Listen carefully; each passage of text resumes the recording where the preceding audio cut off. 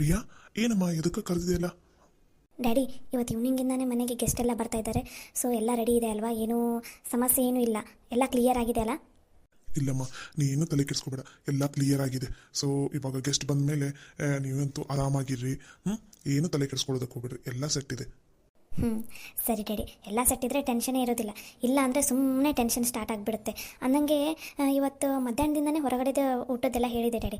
ಮನೆಯಲ್ಲಿ ಏನು ಅಡುಗೆದೇನೂ ಇಲ್ಲ. ಸೊ ಎಲ್ಲ ಊಟ ಗೀಟ ಎಲ್ಲ ಇವತ್ತು ಮಧ್ಯಾಹ್ನದಿಂದನೇ ಹೊರಗಡೆಯಿಂದನೇ ಸ್ಟಾರ್ಟ್ ಆಗುತ್ತೆ. ಓ ಹೌದಾ, ಸರಿ ಅಮ್ಮ. ಅಂದಂಗೆ ನಿನ್ನ ಹತ್ರ ಒಂದು ಮಾತು ಮಾತಾಡಬೇಕು, ಒಂದು ವಿಷಯ ಹೇಳಬೇಕಾಗಿತ್ತು, ಮರ್ತೇ ಬಿಟ್ಟಿದ್ದೆ ನೋಡು. ಚಲೋ ಆಯ್ತು ನೀನು ಈ ಅಡುಗೆ ಟಾಪಿಕ್ ತೆಗ್ದಿದ್ದು. ಏನು ಡ್ಯಾಡಿ ಅದು? ಅದು ರಿಯಾ, ನಮ್ಮ ಮನೇಲಿ ಇವಾಗ ಹೊಸದಾಗಿ ಬಂದಾರಲ್ಲ ಅವ್ರು ಕೆಲಸದವ್ರು, ಅದು ಯಾರ್ದು ಕಾವ್ಯ ಮತ್ತು ಆನಂದ್ ಅಂತಂದು, ಅವ್ರನ್ನ ಇನ್ಮೇಲೆ ಪರ್ಮನೆಂಟ್ ಆಗಿ ನಮ್ಮ ಮನೆಯಲ್ಲಿನೇ ಇಟ್ಕೊಂಡ್ಬಿಡೋಣ ಅಂತ ಅನ್ಕೊಂಡಿದ್ದೀನಿ. ಯಾಕಂದ್ರೆ ಇವಾಗ ನಿನಗೂ ಅಡುಗೆ ಮಾಡೋದಕ್ಕೆ ಮನೆಯಲ್ಲಿ ಟೈಮ್ ಇರೋದಿಲ್ಲ, ನಿಮ್ಮ ಮಮ್ಮಿಗೂ ಇವಾಗ ಅಡುಗೆ ಮಾಡೋದಕ್ಕೆ ಅಷ್ಟು ಆಗ್ತಾನೂ ಇಲ್ಲ, ರೊಟ್ಟಿ ಅಂತೂ ಮಾಡೋದಕ್ಕೆ ಆಗ್ತಾನೆ ಇಲ್ಲ ಆಕೆಗೆ, ಕೈಯೆಲ್ಲ ನೋವಿರೋದಕ್ಕೆ. ನಮ್ಗೆ ಮನೆಯ ಊಟನ ಸೆಟ್ ಆಗೋದು ಅದು ನಿಂಗೂ ಗೊತ್ತಿರೋ ವಿಷಯನ.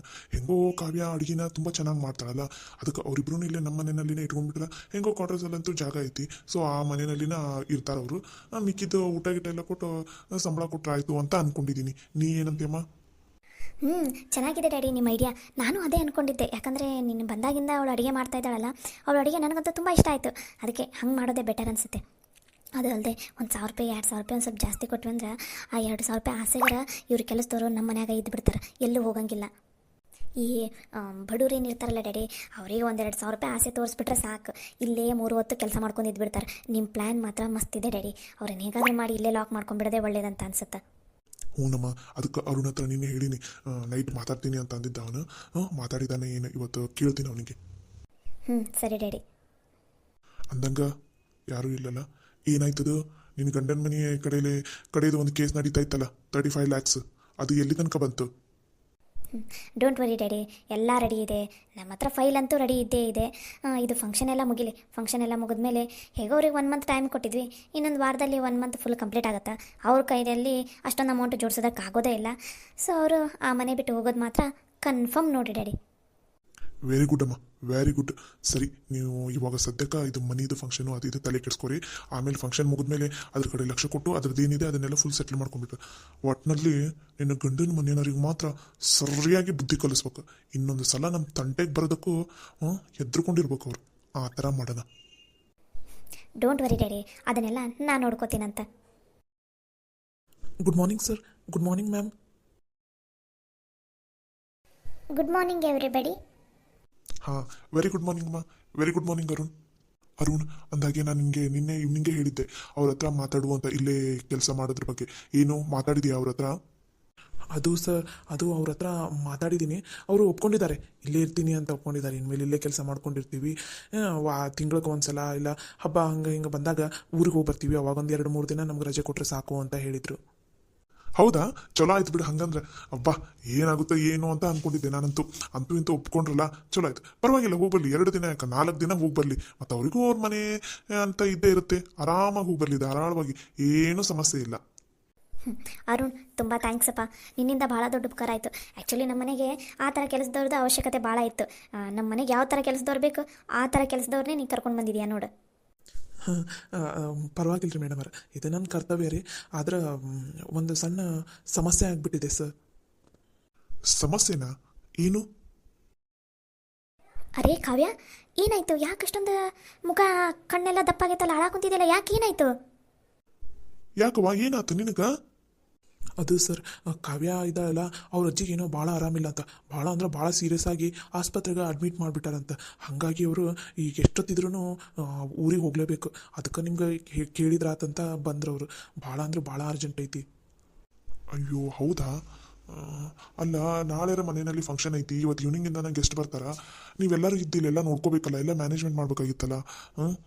ಅಲ್ಲ, ಮತ್ತೆ ಫೋನ್ ಮಾಡಿ ಮಾತಾಡ್ರಲ್ಲ. ಈಗೇನು ವಿಡಿಯೋ ಕಾಲ್ ಬಂದೈತಿ, ಫೋನ್ ಹಚ್ಚಿ ಮಾತಾಡ್ರಿ ಹೆಂಗದಾರ ಏನು ಅಂತಂದು. ಬೇಕಾದ್ರೆ ದುಡ್ಡಿಂದ ಏನಾದ್ರು ಸಮಸ್ಯೆ ಇದ್ರೆ ಹೇಳ್ರಿ, ನಾನೇ ಕೊಡ್ತೀನಂತ. ಬೇಕಾರೆ ಇಲ್ಲಿಂದ ಫೋನಿಂದನ ಫೋನ್ ಪೇ ಮಾಡಿಬಿಡಂತ್ರಿ ಅಂತ. ಅಲ್ರಿ ಬುದ್ಧಿಯರ ಅವರು ಅಮ್ಮರಿಗೆ ಭಾಳ ಅಂದ್ರೆ ಭಾಳ ಆರಾಮಿಲ್ಲ ಅಂದ್ರಿ, ಸೀರಿಯಸ್ ಆಗೈತಂತ. ಈಗ ಇಂಥ ಹೊತ್ತನಾಗ ನಾವು ಅಲ್ಲಿಗೆ ಹೋಗ್ಲಿಲ್ಲ ಅಂದ್ರೆ ಹೆಂಗೆ ಸರಿ ಅನ್ಸುತ್ತೆ ಹೇಳ್ರಿ. ರೊಕ್ಕ ಏನ್ರಿ ಇವತ್ತು ಇರ್ತೈತಿ ನಾಳೆ ಹೋಗ್ತೈತಿ. ನಮ್ಗೆ ಹಳ್ಳಿ ಕಡೆ ಎಲ್ಲ ನಮಗೆಲ್ಲ ರೊಕ್ಕ ಮುಖ್ಯ ಅಲ್ಲ ರೀ, ಪ್ರೀತಿ ವಿಶ್ವಾಸ ಅನ್ನೋದು ಭಾಳ ಮುಖ್ಯ. ನೀವೇನ್ರಿ ಈ ಸರ ಹಿಂಗೆ ಅನ್ನಾ ಕುಂತೀರಿ, ನಾವು ಹೋಗಾಕ ಬೇಕ್ರಿ. ಈ ಆಕಿ ರಾತ್ರಿಯಿಂದನೂ ಹಾಳಾಗ ಕುಂತ್ಬಿಟ್ಟಾಳ್ರಿ. ರಾತ್ರಿ 12 ಗಂಟೆಗೆ ಸುದ್ದಿ ಕೇಳ್ತು, ಸುದ್ದಿ ಕೇಳ್ದಾಗಿಂದನೂ ಮಕ್ಕೊಂಡಿಲ್ಲ ಗೊತ್ತನ್ರಿ ಆಕಿ. ನೀವು ಎದ್ದ ಮೇಲೆ ನಿಮ್ಗೊಂದು ಮಾತು ಹೇಳಿ ಹೋದ್ರಾತ ಅನ್ನೋ ಕಾರಣಕ್ಕೋಸ್ಕರ ಈಟೊತ್ತನ ವೇಟ್ ಮಾಡೀವ್ರಿ. ಇಲ್ಲ ಅಂದಿದ್ರ ರಾತ್ರಿನ ಹೋಗ್ಬಿಟ್ಟಿರ್ತಿದ್ವಿ ರೀ ನಾವು. ಅಯ್ಯೋ ಆನಂದ್, ಇನ್ನು ಯಾವ ಕಾಲದಲ್ಲಿದೆಯಾ? ಅದು ಏನಾಗೋದಿಲ್ಲ. ವಯಸ್ಸಾದಾಗ ಇದೆಲ್ಲ ಕಾಮನ್. ಆರಾಮಿಲ್ಲದೆ ಇರೋದು, ಆಸ್ಪತ್ರೆಗೆ ಹೋಗೋದು, ಇದೆಲ್ಲ ಕಾಮನ್. ಅದ್ರ ಸಲುವಾಗಿ ನೀವು ಯಾಕೆ ಇಷ್ಟೊಂದು ಟೆನ್ಷನ್ ಮಾಡ್ಕೊಂಡಿದ್ದೀರಾ? ನೋಡ್ರಿ, ಈಗಿನ ಕಾಲದಲ್ಲಿ ದುಡ್ಡು ಮುಖ್ಯ. ದುಡ್ಡಿದ್ರೆ ಯಾರು ಬೇಕಾದರೂ ಆರಾಮಾಗ್ತಾರೆ. ಯಾರ ಜೀವನ ಬೇಕಾದ್ರೆ ಹೆಂಗೆ ಬೇಕಾದ್ರೆ ಚೇಂಜ್ ಆಗುತ್ತೆ. ನಿಮಗೆ ಅದ್ರ ವ್ಯಾಲ್ಯೂ ಗೊತ್ತಿಲ್ಲ ಅಂತ ಅನಿಸುತ್ತೆ. ನೋಡ್ರಿ, ಇವತ್ತು ಫಂಕ್ಷನ್ ಇದೆ, ಯಾವುದೇ ಕಾರಣಕ್ಕೂ ನೀವು ಇಲ್ಲಿಂದ ಹೋಗೋ ಹಾಗಿಲ್ಲ. ಇವತ್ತು ಇಲ್ಲಿ ಇರಲೇಬೇಕು. ಏನು ಹೇಳಾಕುಂತೀರಿ ಅವರ ನೀವು? ಅಲ್ರಿ, ನಮ್ಮ ಅಮ್ಮರಿಗೆ ಆರಾಮಿಲ್ಲ, ಅಲ್ಲಿ ಆಸ್ಪತ್ರೆಗೆ ಅದಾರ. ನನಗೆ ನೋಡಿದ್ರೆ ಜೀವ ತಡೆಯವಲ್ದು. ಯಾವಾಗ ಹೋಗಿ ಅವ್ರ ಮುಖ ನೋಡಿನ, ಯಾವಾಗ ಹೋಗಿ ನಾ ಮಾತಾಡಿನ ಅವ್ರ ಜೊತೆ ಅಂತ ನಾನು ಬಡದಾಡ ಕುಂತೀನಿ ರೀ. ನೀವು ನೋಡಿದ್ರೆ ರೊಕ್ಕದ ಬಗ್ಗೆ ಮಾತಾಡ ಕುಂತೀರಲ್ರಿ. ಏನ್ರಿ ನೀವು ಮನುಷ್ಯರದಿರೇನೆ ಏನದಿರ? ನನಗಲ್ಲಿ ನಮ್ಮ ಅಮ್ಮರ ಮುಖ್ಯ ರೀ, ರೊಕ್ಕ ಮುಖ್ಯ ಅಲ್ಲ. ಪ್ರಿಯಾ, ಒಂದು ನಿಮಿಷ ಸುಮ್ಮನೆ ಇರು. ಇವರನ್ನ ನೀಟಾಗಿ ಹ್ಯಾಂಡಲ್ ಮಾಡ್ಬೇಕು. ಯಾಕಂದ್ರೆ ಇವಾಗ ನಮ್ಮ ಕೆಲಸ ಆಗಬೇಕಾಗಿತ್ತು. ನೀ ಸುಮ್ಮನೆ ಇರೋ, ನಾ ಮಾತಾಡ್ತೀನಂತ. ಸರಿ ಡ್ಯಾಡಿ. ಸರಿ, ಹಂಗಾರೆ ಈಗ ಹೋಗ್ರಿ, ಮಾತಾಡ್ಸ್ಕೊಂಡು 1-2 ತಾಸು ಅಲ್ಲೇ ಇದ್ದು ಆಮೇಲೆ ವಾಪಸ್ ಬಂದ್ಬಿಡ್ರಿ, ಸರಿನಾ? ಏನ್ರಿ ಬುದ್ಧಿಯರ ಹೆಂಗನ್ನ ಕುಂತೀರಿ? ಆಗಂಗಿಲ್ರಿ. ಅವ್ರ ಅಮ್ಮಾರನ್ನ ಆಕಿ ಭಾಳ ಅಂದ್ರೆ ಭಾಳ ಹಚ್ಕೊಂಡಾಳ್ರಿ. ಈಗ 1-2 ದಿನ ಅವ್ರ ಜೊತೆ ಇರಬೇಕ್ರಿ ನಾವು. ನೀವು ಹಿಂಗೆಲ್ಲ ಹೇಳಿದ್ರೆ ನಮ್ಗೆ ಸರಿ ಅನ್ಸಂಗಿಲ್ಲ ನೋಡ್ರಿ. ನಾವು ಹೋಗಾಕ ಬೇಕ್ರಿಪ್ಪ.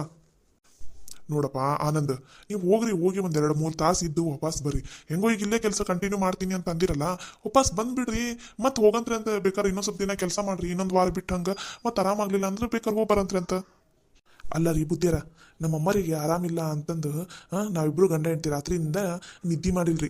ನಿಮ್ಮ ಮುಂದೆ ಬಂದು ಹೇಳಾಕುಂತ್ರ ಆರಾಮಿಲ್ಲ, ಸೀರಿಯಸ್ ಐತೆ ಅಂತ ಹೇಳಿದ್ರೇನ ನೀವು ನಮಗೆ ರಜೆ ಕೊಡವಲ್ರಿ. ಇನ್ನು ಏನಾರ ನಾವು ಇಲ್ಲೇ ಕೆಲಸ ಮಾಡಾಕುಂತೀವಿ ಅಂದ್ರೆ ನೀವು ನಮಗೆ ಊರಿಗೆ ಹೋಗಾಕರೆ ಬಿಡ್ತೀರೇನ್ರಿ? ಬಿಡಂಗಿಲ್ಲ ಅನ್ಸ್ತೈತೆ ಬಿಡ್ರಿ. ನೀವು ಹಿಂಗೆ ಮಾಡಿದ್ರೆ ನಾವಂತ ಇಲ್ಲಿ ಕೆಲಸ ಮಾಡಂಗಿಲ್ರಿಪ್ಪ.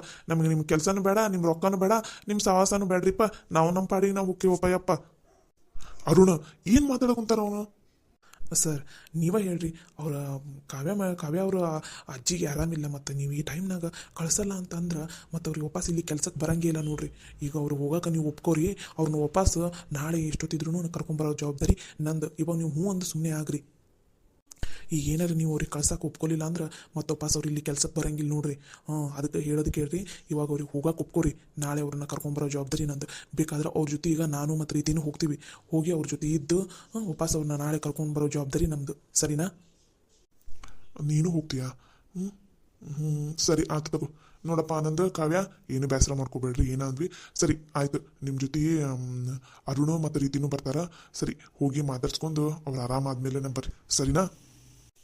ಸರಿ ಆತ್ರಿ ಬುದ್ಧಿಯರ, ಬರ್ತೀವ್ರಿ ಅಮ್ಮಾರ. ಸರಿ, ಆಯ್ತಾಯ್ತು.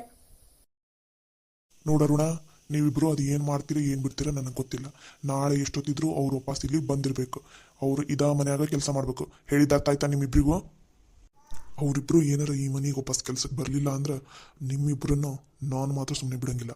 ನಂದು ಒಂದು ಮುಖ ಅಷ್ಟು ನೋಡಿರಿ ನೀವಿಬ್ರು, ನಂದು ಇನ್ನೊಂದು ಮುಖ ನೋಡಿದ್ರಂದ್ರೆ ನೀವು ಬದುಕಾಕೂ ಆಗೋದಿಲ್ಲ, ನೆನಪಿರ್ಲಿ.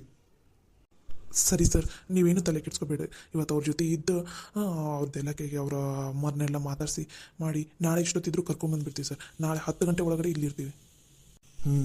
ನೆನಪಿರ್ಲಿ. ಅವ್ರಿಬ್ರು ಏನಾರು ಇಲ್ಲಿ ಕರ್ಕೊಂಬರ್ಲಿಲ್ಲ ಅಂದ್ರೆ ನೀನು ಜೀವನ ನಡೆಸೋದು ಭಾಳ ಕಷ್ಟ ಆಗೈತಿ, ನೆನಪಿರ್ಲಿ. ಹೋಗು. ಸರಿ ಸರ್, ಬರ್ತೀವಿ ಸರ್. ನಡಿ. ನೋಡಿದ್ರೆ ಡ್ಯಾಡಿ, ಕೆಲಸದವರು ಅಂತ ಒಂದು ಸ್ವಲ್ಪ ನಯಾ ನಾಜೂಕಿಂದ ನಾವೇನಾರು ಮಾತಾಡ್ಬಿಟ್ರೆ ನಮ್ಮನ್ನು ಹೆಂಗೆ ಯಾಮಾರಿಸ್ತಾರಂತಂದು. ಅದಕ್ಕೆ ಇಂಥವ್ರನ್ನೆಲ್ಲ ಎಲ್ಲಂದ್ರೆ ಅಲ್ಲೇ ಇಟ್ಟಿರ್ಬೇಕು. ವಾಪಸ್ ಬರಲಿ ಅವ್ರು ಈ ಮನೆ ಕೆಲ್ಸಕ್ಕೆ, ಅವಾಗೈತಿ. ಇಲ್ಲಿಂದ ಅದು ಹೆಂಗೆ ಹೋಗ್ತಾರೋ ನಾನು ನೋಡೇ ಬಿಡ್ತೀನಿ. ನಡಿಯಮ್ಮ.